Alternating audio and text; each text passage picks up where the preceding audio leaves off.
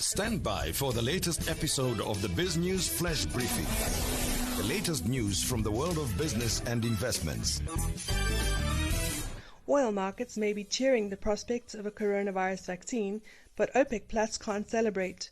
Crude prices have rallied to a 10-week high on hopes that Pfizer and BioNTech's breakthrough could soon revive the flights, travel and economic activity that drives fuel consumption.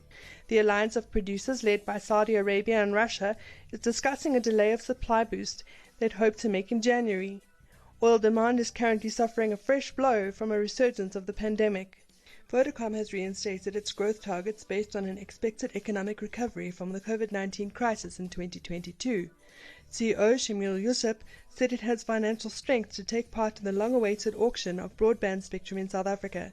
The country's largest mobile phone company now sees mid-single-digit growth in both service revenue and operating profit over the next 3 years.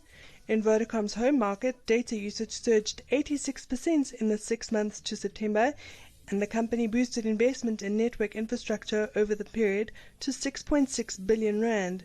The Ahmed Kathrada Foundation says Jacob Zuma is grasping at straws in an effort to play the victim as he applies for Zondo to recuse himself. Zuma has employed further delay tactics as 34 witnesses have implicated him in state capture. Several of the witnesses have referenced Zuma as number one and having given instructions to the Gupta family and senior officials at Eskom, Transnet, Denel and SAA.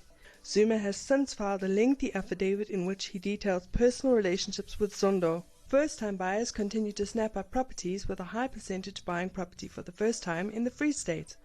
According to Uber's Q3 2020 report, first-time buyers account for 54% of Uber's application volumes. The Free State had the highest number, with 70% of applications processed in the province. It has overtaken the Johannesburg area. You've been listening to the Biz News Flash Briefing, bringing you the latest news from the world of business and investments. Subscribe to Biz News Radio on iTunes, Spotify, Amazon, or by visiting biznews.com.